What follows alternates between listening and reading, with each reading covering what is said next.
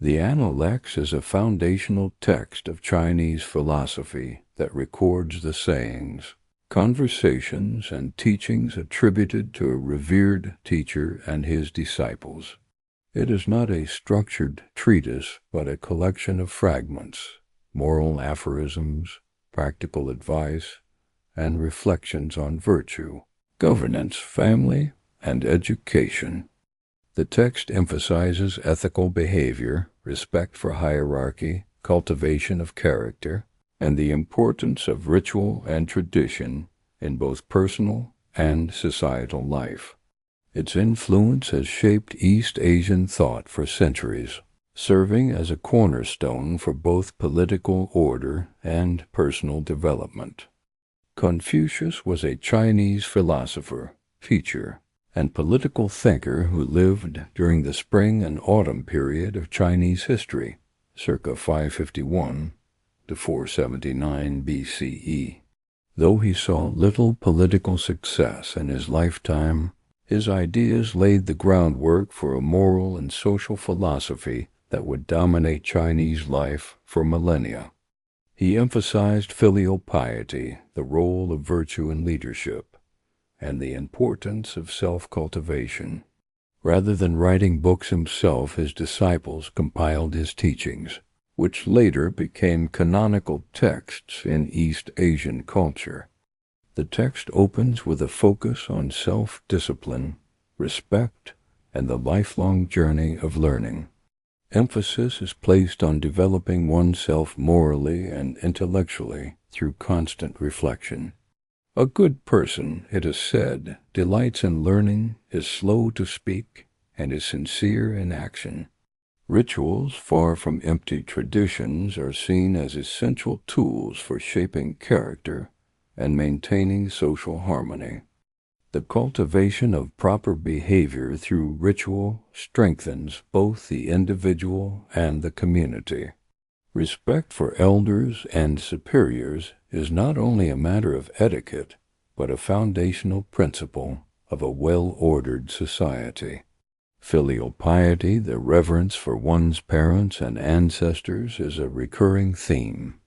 To honor family is to understand the roots of one's duty and integrity.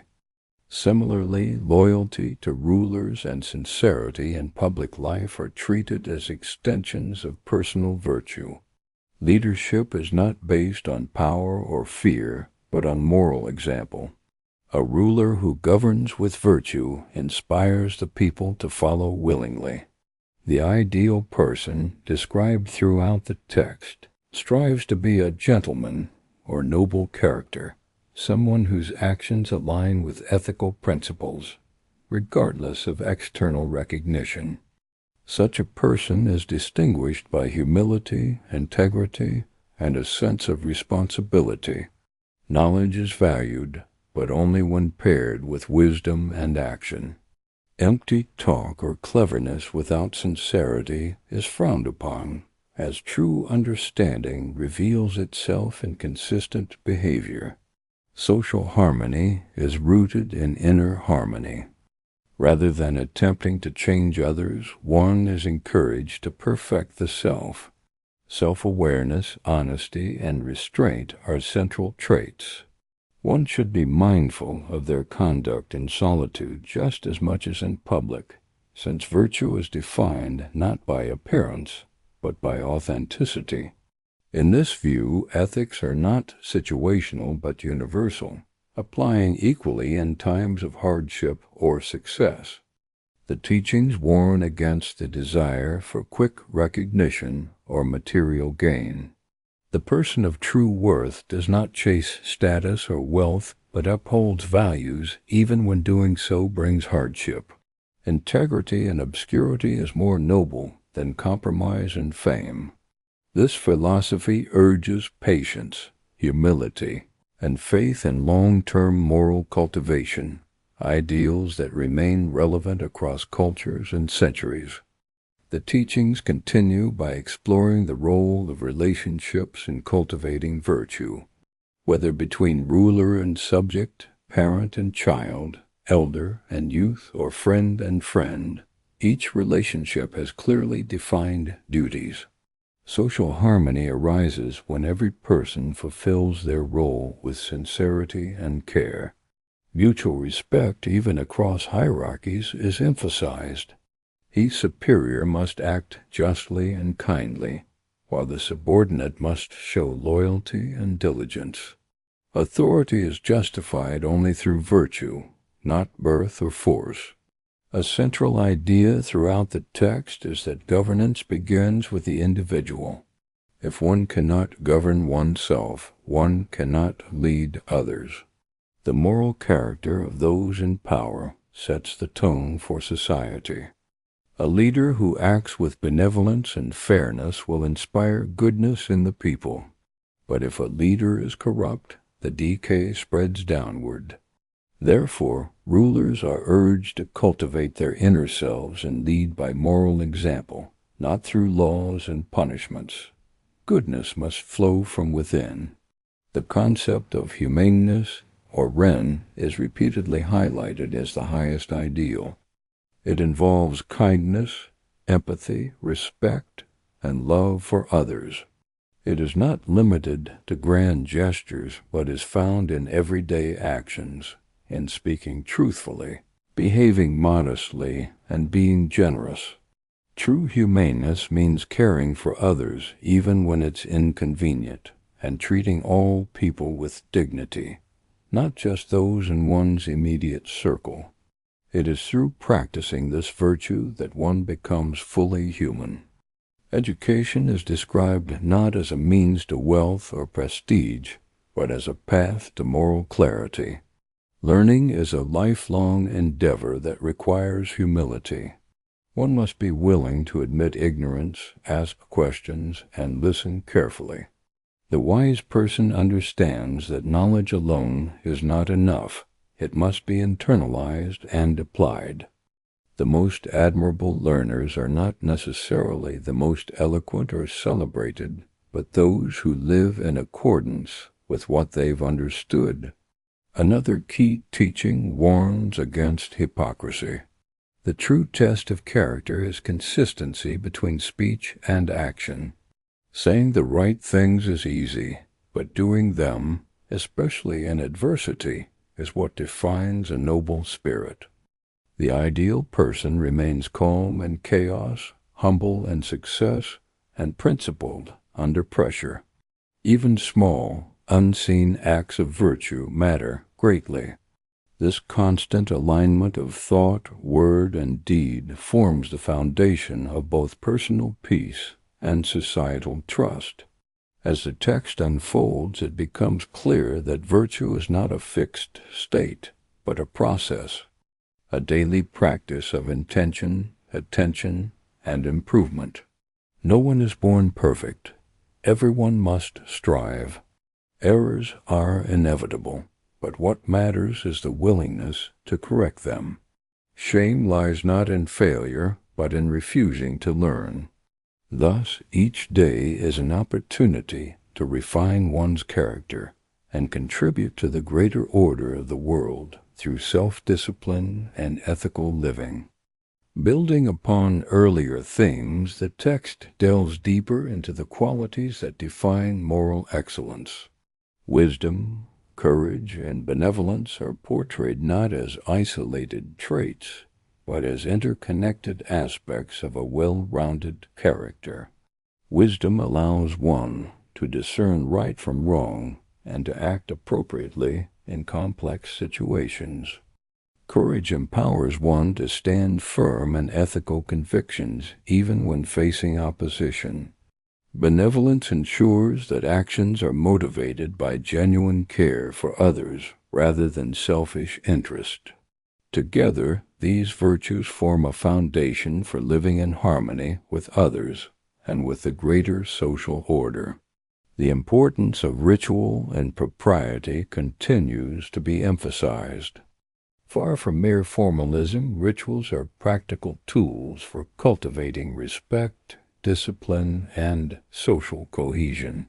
They guide behavior in family life, public ceremonies, and governance, shaping attitudes and reinforcing values. Through ritual, individuals learn to moderate desires, express reverence, and foster connection. This framework maintains balance by creating predictable and respectful interactions that strengthen trust and reduce conflict. The observance of ritual is seen as a means of aligning one's conduct with the natural and social order. Humility is continually praised, especially the willingness to recognize one's own limitations. The text warns against arrogance and self-righteousness, which blind individuals to their faults and hinder growth. Those who presume to know everything are seen as foolish, while the truly wise remain open to learning from others regardless of status. This attitude promotes a culture of mutual respect and ongoing self-improvement. It also highlights the value of listening carefully and considering different perspectives before acting or speaking. The concept of loyalty is complex and nuanced. Loyalty is expected within hierarchical relationships, such as between ruler and subject or father and son, but it is not blind obedience. Loyalty must be balanced with moral discernment. Subjects and children should respect authority, but authority figures must also earn and uphold their moral standing. The text implicitly warns against corrupt or unjust leadership, encouraging individuals to remain upright even in difficult circumstances. The ideal society rests on reciprocal loyalty, where duty is matched by benevolence. The role of education is further expanded to include moral formation alongside intellectual development. Learning is a holistic process that integrates knowledge, character, and action. The text encourages the cultivation of virtues through both study and practice, emphasizing that wisdom without virtue is incomplete. Scholars are urged to embody what they learn, becoming role models rather than mere transmitters of information. This ideal bridges the gap between theory and practice, reinforcing the practical relevance of philosophy in everyday life. Moreover, the text acknowledges the imperfections and contradictions inherent in human nature. It accepts that people are fallible and prone to error, yet insists that continual striving toward virtue is possible and necessary. Forgiveness, patience, and perseverance are part of this moral journey. The goal is not perfection, but improvement and integrity. By facing one's shortcomings honestly and working diligently to overcome them, individuals contribute to the welfare of both themselves and society. Throughout, there is a profound sense of balance and moderation. Extremes are cautioned against, whether in emotion, behavior, or judgment. The text promotes a middle way that avoids excess and deficiency, favoring harmony and proportion. This balanced approach extends to governance, personal relationships, and self-cultivation, reflecting a deep understanding of human complexity and the need for equilibrium in all areas of life. One of the recurring themes is the importance of intention behind actions. The text emphasizes that virtue lies not only in visible conduct, but in the sincerity of one's motives. Performing a ritual without genuine respect or helping others for the sake of appearance diminishes moral worth. True integrity is found in those who do good without seeking recognition. This inward focus encourages individuals to cultivate virtue privately and consistently, trusting that good character will naturally shine through. The relationship between words and deeds is treated with caution. Eloquence alone is not a sign of wisdom or sincerity. In fact, those who speak too fluently are sometimes suspected of hiding insincerity. The preference is for quiet competence, those who speak little but act rightly. This highlights a deep respect for substance over style, reminding readers that character is best revealed through action. Leaders and scholars alike are urged to embody their values rather than merely preach them. Self-discipline is viewed as a path to freedom. Far from being restrictive, self-control allows one to act deliberately rather than react impulsively. By mastering desires, temper, and ego, individuals create space for wisdom to guide their choices. This internal clarity supports calmness under pressure, resilience in hardship, and fairness in judgment.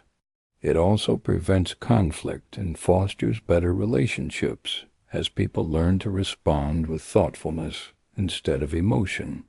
The text often reflects on how one should behave during periods of misfortune or in service to flawed authority. A wise person remains principled, even when circumstances are unfavorable. Serving in a corrupt government or witnessing injustice demands a careful balance between loyalty and ethical conviction. Sometimes the moral course is to withdraw, preserving one's integrity rather than compromising. This quiet resistance becomes a form of protest and moral leadership, even without public confrontation. Respect for elders and tradition is a central principle. Not only are parents to be obeyed, but their memories and values are to be honored after death. Ancestors serve as moral touchstones, embodying ideals that guide future generations. However, this respect does not prevent growth or adaptation. Rather, it roots innovation in a foundation of continuity, ensuring that new customs do not stray too far from core values.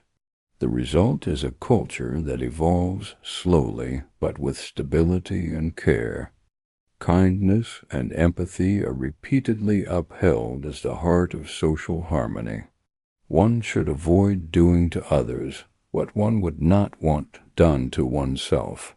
This golden principle fosters civility, compassion, and justice. It becomes the thread that binds communities together. Whether in personal behavior or in public service, empathy guides fair treatment and promotes collective well-being. The wise are those who act not for personal advantage, but with consideration for the greater good. Lastly, the text champions a life of quiet simplicity.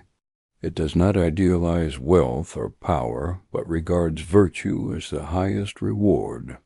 The noble person may be poor, yet remain content, while the petty person may have riches, yet lack peace. Austerity is not praised for its own sake, but as a context where true values emerge. By detaching from material excess, individuals are free to focus on what truly matters: wisdom, kindness, and purpose. The ideal character is described as one who possesses strength tempered by gentleness. This balanced firmness in principle, softness in demeanor, creates a person both respected and loved. Such individuals are neither arrogant nor timid. They uphold truth without aggression, correct others without humiliation, and lead by moral force rather than by fear or command. This harmony between inner conviction and outward humility is considered the essence of noble conduct. Learning is seen not as an accumulation of knowledge, but as an ongoing moral practice. Study must be tied to reflection. Otherwise, it becomes hollow. Repeating lessons without thinking leads to shallow understanding, while thinking without study may foster misguided views. True learning transforms character. It's not about cleverness, but about becoming a better human being. The wise continually examine themselves, question their assumptions, and remain open to correction, even from those younger or less experienced. One of the most subtle lessons is that leadership begins with the self. If a ruler is upright, the people will follow even without orders. But if a ruler is corrupt, commands will be ineffective. Therefore, the best way to govern is not through laws and punishment alone, but through personal example. When a leader behaves justly, sincerely, and with care for others, those virtues ripple outward through society. Authority, then, is not imposed, it is earned through moral stature. The role of ritual extends far beyond ceremonies. It serves as a framework for expressing respect, gratitude, and belonging. By engaging in rituals with mindfulness, one aligns with the deeper harmony of social life. But rituals are not magical. They must be infused with sincerity to carry meaning. Whether bowing before elders or sharing a meal with friends, these acts become spiritual if performed with genuine feeling. In this way, ritual becomes a daily practice of cultivating reverence and order. Time and again, the message returns to moderation and harmony. Extremes are discouraged, whether in wealth, emotion, or behavior. The balanced person is steady in joy and sorrow, humble in success and dignified in hardship. This inner equilibrium allows one to navigate change without losing composure. Such people are described as gentlemen, not because of status, but because of their ability to harmonize thought, word, and deed. They are trusted by others because they are at peace within themselves. Friendship is praised as a mirror for self-improvement. The best companions are those who challenge you kindly, speak honestly, and model virtue. Superficial associations may amuse, but true friendship refines the soul. One should avoid relationships with those who flatter, gossip, or encourage vice. Instead, time is best spent with those who live by principle, so their example may quietly uplift and remind. In such friendships there is no competition, only mutual growth and understanding. Much is also said about the passage of time and the changes it brings. The wise age with grace, remaining adaptable yet rooted. They do not mourn the past, nor fear the future. Their focus remains on doing what is right in the present moment. They understand that life is fleeting, but rather than despair, they respond by deepening their care for others and their appreciation for the ordinary. Life's impermanence is not a cause for fear, it is a call to live well now. The notion of destiny is addressed not with fatalism, but with acceptance. While effort is essential, certain outcomes lie beyond control. Instead of worrying over what cannot be changed, energy should be directed inward toward character and virtue. The wise do not complain about misfortune, nor boast of success. They act rightly regardless of results. In this quiet acceptance of what life brings, combined with tireless personal effort, lies the path to true freedom and peace. Justice is seen not as revenge or strict fairness, but as reciprocity guided by compassion. One should respond to kindness with kindness, and to wrongs not with vengeance, but with uprightness. The goal is not to punish, but to restore harmony. Forgiveness is not weakness. It is the strength to rise above ego and act in the interest of the greater good.